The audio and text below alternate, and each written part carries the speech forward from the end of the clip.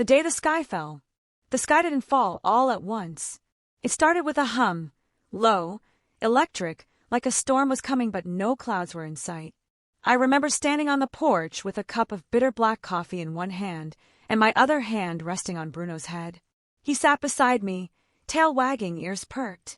He was always the first to notice when something was off. And that morning, he was stiff alert, staring straight up. Then the hum turned into a howl. We watched together as the clouds split.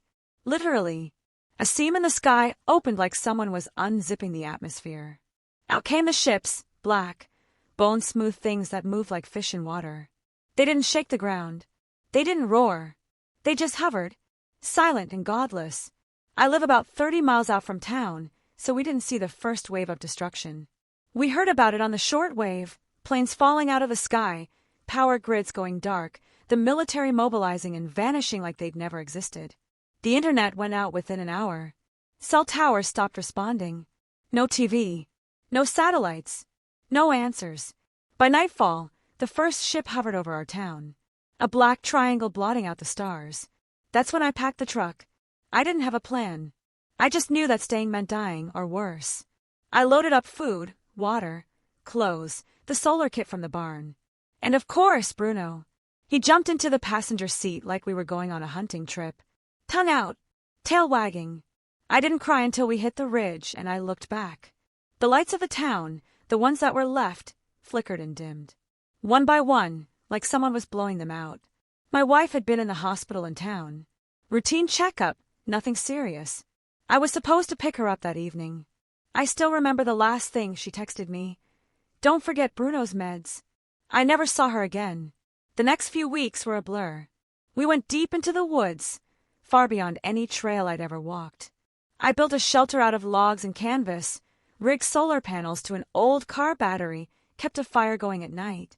We stayed low. We stayed quiet. And the ships, they stayed too. They hovered like vultures. Occasionally, I'd hear a boom, distant, muffled, like thunder rolling over a dead ocean. Sometimes I'd catch a glimmer of light beyond the trees, and I'd wonder what used to be there. Drones passed overhead, scanning. I covered everything in foil-lined tarp and kept Bruno under the canopy. He hated staying still, but somehow he knew it was different now. He didn't bark. He didn't chase. He stayed close, like he understood we were in hiding. I saw other people sometimes, shadows moving through the forest. Most didn't talk. Some cried. A few had kids. No one stayed long. There were rumors of containment zones, cities turned into pens, where the aliens herded survivors like cattle. No weapons allowed. No questions asked. Obey or disappear. I refused. I didn't know if I was being brave or stupid. Probably both.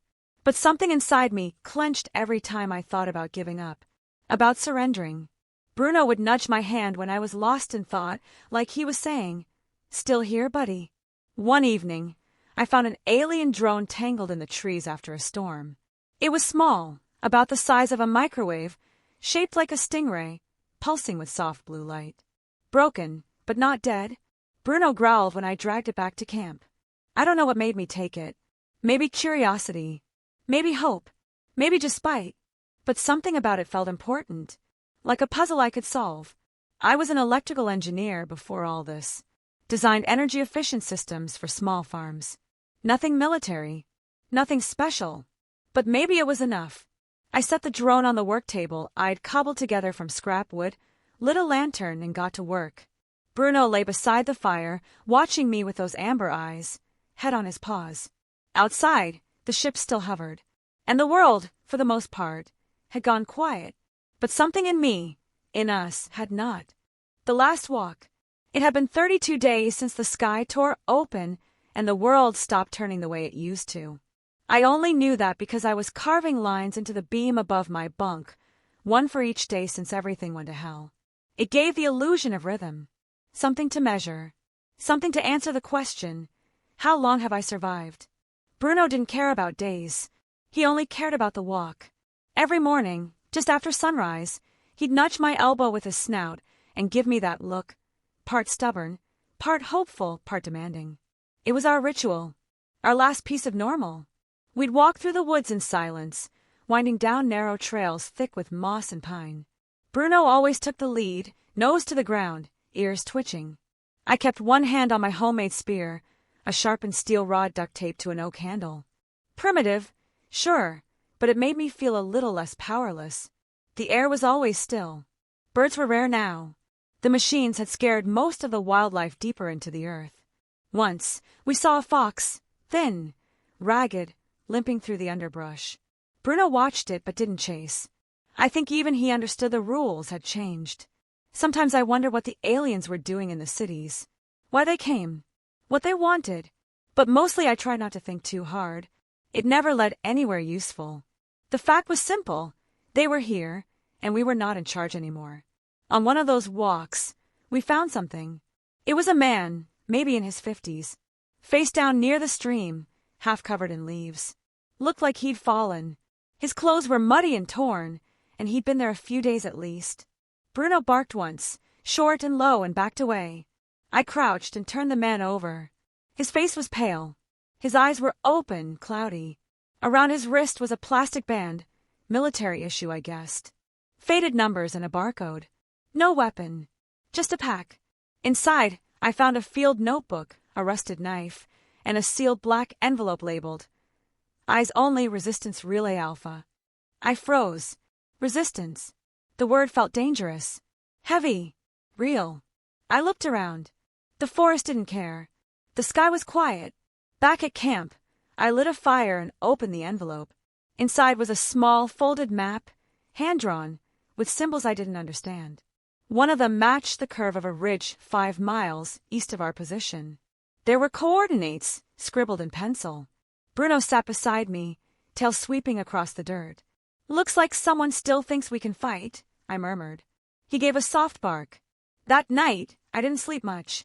I kept the map under my pillow, like it might disappear if I let it out of sight. Part of me wanted to ignore it, stay hidden, stay small, stay alive. But another part, the one that had buried his wife and watched the world fall apart, was beginning to burn. The next morning, I left the drone behind, buried under a tarp, and packed only what I could carry. A water flask, dried meat, my spear, and the map. We set out toward the ridge in silence. As we moved, I noticed more drones patrolling than usual. Low-flying ones with red lenses, sweeping side to side like angry searchlights. Bruno kept low. His instincts were sharper than mine. It took us 4 hours to reach the mark on the map, a large oak tree with a hollow base set against a rock outcropping. There was a panel hidden in the trunk.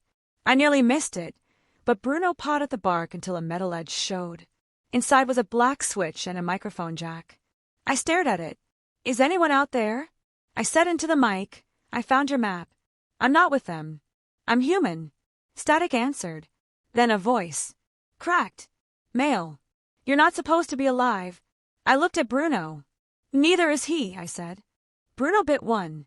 The man on the radio called himself Owen.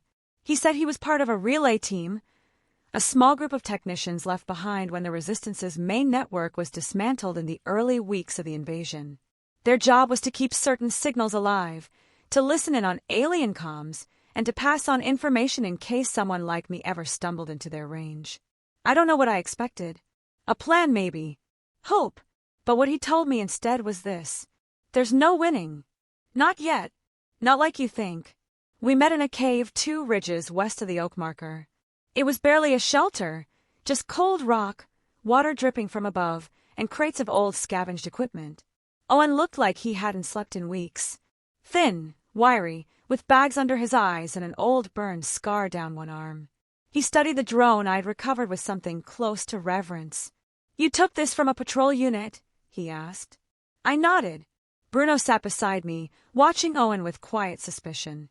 This is their version of a field camera, he muttered. Short range, semi-autonomous, blends in with electromagnetic background. You shouldn't have been able to grab it without triggering a kill switch. Well, I said, they weren't expecting a dog to scare it into a tree. He gave Bruno a glance. That dog yours? Since he was a pup. Owen looked at him again. You should keep him close.